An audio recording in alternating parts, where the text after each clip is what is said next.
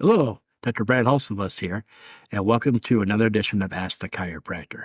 Ask the Chiropractor is my little podcast that I do. When someone has a question about chiropractic or chiropractic care, I try to answer. I'm a chiropractor here in Rockford, Illinois. I'm a proud graduate of Palmer College of Chiropractic, and I'm happy to be the team chiropractor of the Rockford Ice Hogs. Let's dive into it.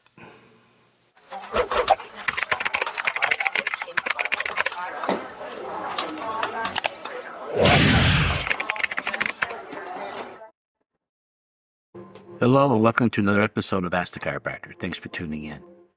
Today, I get asked lots of questions about sleep. I wake up, I'm in pain. I wake up, when I woke up this morning, my back was wrong. I felt really good until I woke up in the morning. Back pain after sleeping, is it just your mattress? I'm a chiropractor here in Rockford, Illinois, and people ask me all the time, what kind of mattress and stuff should I buy? What kind of mattress should I be looking at? What's going on with my sleep posture? Why am I always having back pain after sleeping? Why is my morning back always stiffness? And basically, why does my back bother me? Why does my back hurt more in the morning? So let's talk about this a little bit. The most common reactions to this is, hey, what kind of new mattress do I need to buy? Hey, do I need a new pillow? What is the most perfect sleeping position that'll help me wake up and never have back pain again?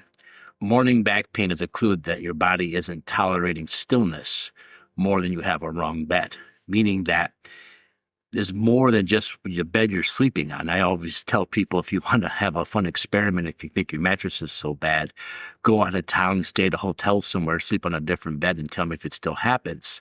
Majority of the time it will, because it's not the bed, it's you. Because you see, during the day, you're moving around, you're switching positions all the time. You're standing, you're sitting, you're walking, you're running, you're all different positions. You don't just stay frozen in one position. At night, you don't move, right? You stay still, you're idle, and your joints start to stiffen up. Fluid pressure inside of your spaces start to build up.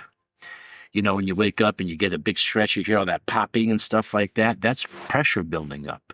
When we do a chiropractic adjustment, you hear a noise. That noise is called cavitation.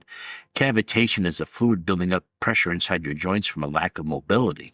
When we do the chiropractic adjustment, we find them where you're not moving properly, and we restore the motion, and then the fluid's equalized, and you hear a popping sound. It's the exact same principles that would be when you open a can of soda pop.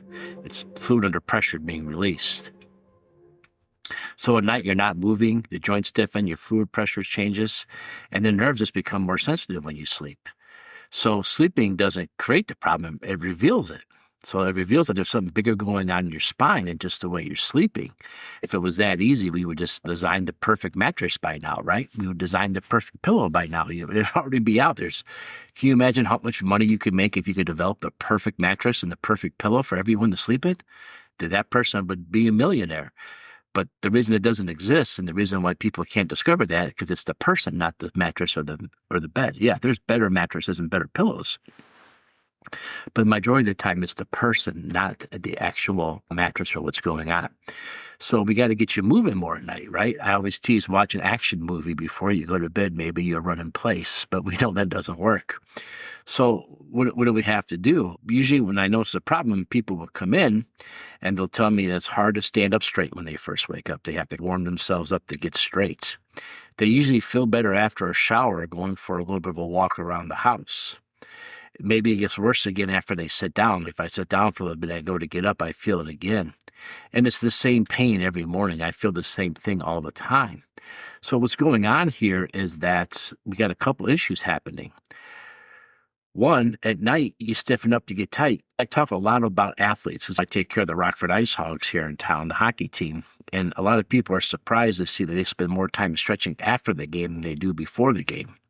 Because when you go like they do with the hockey, your body starts producing the energy that it needs to keep you moving, the muscles going. And when you stop without doing a proper cool down or stretch, these chemicals continue to get made and they build up and they make your joints stiff and sore in the morning. So a lot of people are surprised when I tell them the Ice Hogs hockey team spend more time stretching after the game than they do before the game. It's part of a cool down before they go. So if your joints are misaligned, you have a subluxation, and some of your musculature is working overtime to protect you from creating bigger damage, more issues. And then you lay on that muscle the wrong way, it's going to tighten up and get more sore. Not even the wrong way. I shouldn't have said the wrong way. Just laying down, now that muscle's been working overtime, now it just came to a stop. And now it has a chance to get stiff, sore, and achy. Why do you feel better after a shower? Well, moist heat goes in there and breaks that muscle up. I want you to understand that a muscle that's inflamed from overworking, like, let me try to break this down. If your neck misaligns, certain musculatures work overtime to protect your neck so you can't cause more damage. But now they're working overtime all the time. Not only are they protecting you from creating further damage, but the same token, they're trying to do their normal job and the job of other muscles that aren't doing their job anymore because you're misaligned. So these muscles are working really hard. And the more you push it, the more you challenge it, the more stress you give it, the more inflamed it gets. And the more inflamed it gets, the more sticky it gets. Inflamed tissue gets real sticky, it starts making adhesions. Sometimes you might have somebody tell you they have a knot in their muscle. That's the adhesion from always being inflamed. And when you stop moving, that's when it all stiffens up and tightens. Now it finally has a chance to like really lock up and solidify. And it's doing it because it's overworked, it's overtired. What's the right pillow you could sleep on to make that go away? It doesn't. Like, you can't make it go away because it's all inflamed and irritated for what you did all day. It doesn't matter the pillow you sleep on. It matters the fact that it's been irritated all day from things you do all day. And you take a hot shower, it feels better because the moist heat goes in there and it breaks that tissue down a little bit and helps break some of those adhesions and allows you to move again. But as soon as you sit down and you stop moving, I mentioned it gets worse after you sit again, it starts to tighten up again. And then it starts to go back to the sleep mode again. So you have to stand up and straight and get loosened up before that gets going again. This isn't like permanent tissue damage, but it's just reoccurring tissue damage over and over again with the inflammation. Now, why do mattresses and pillows really fix these things? Because it's not a mattress thing. The mattress you slept on last night didn't make you walk around all day long pushing your neck or lower back issues. If your lower back has the same thing, let's say one hip's higher than the other hip because you have a misalignment in your lower back, all the other muscles around there will work extra hard to lock down two of those vertebrae to make sure you don't damage them no more. Now, these muscles are working overtime, again, to stabilize the misalignment, to keep you from bending and twisting the wrong way. And at the same time, they're still trying to do their normal job, plus they're compensating for the fact that the other muscles aren't doing their job. I'll give you an example.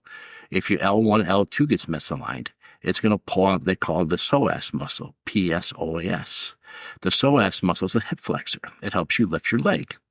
But if your lumbar rotates to the left or to the right, it's going to make one of these stretch and elongate, the other one normal. So now we've got one stretch and elongated and one normal. As you try to walk, because the hip flexor judges how far you can take your stride, if one of them's already working hard and it's already inflamed, it's already tight, that step's going to get shorter. So the other leg's going to have to walk extra far. So now you've got a short step and a larger step trying to compensate the difference. And you go all day. Then at the end of the day, you go to bed, you lay down. Now, typically, there's going to be one side that's more comfortable than the other because one side's going to expose that hip being stretched, the other side's not.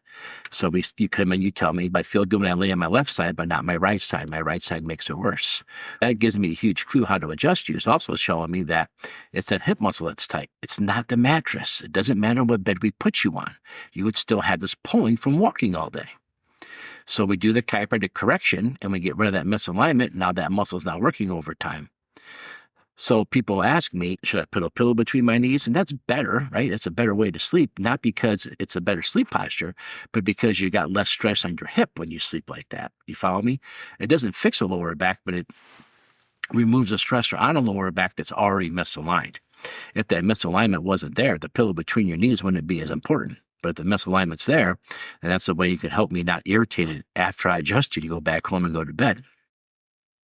So the things that we look for is what's misaligned. We look for the segmental joint restriction, going vertebrae to vertebrae, trying to figure out which ones are limited in range of motion that's being protected. We look to see how your hips and your tailbone and your sacrum are misaligned. A lot of times you come in here and you ask me, you have a short leg or a long leg, and that's what I'm measuring. That's what I'm looking for. Nerve sensitivity. Again, what's going on with your gait, your walk, your this is hot, this is inflamed, this is sore, this is achy. That all gives me clues of some of the misalignments are. And then as soon as I stop moving, I go to get up, I'm always in pain. That tells me the severity of what's going on. Again, not the kind of mattress you own, not the kind it's time to buy a new mattress, not it's time to get a new pillow. It's the fact that your spine's that misaligned. Again, why do people get relief from this? Another clues they get is when they're doing some little stretching, they're doing some hot showers or walking, breaking up some of those tissues, restoring some of the motion, getting some of the joints lubricated again. So, who am I reaching out to in this podcast? Who am I trying to find? It's that person that wakes up every morning and they're in pain. It takes them 10 to 20 minutes to get going every morning. And this happens every morning. Or maybe you've already tried 3 or 4 mattresses. Maybe it's not your mattress. Maybe it's you. So if you've been suffering through this and you've been having these issues, it's time to go see a chiropractor. A chiropractor is a non-medical approach that's able to prevent worsening episodes.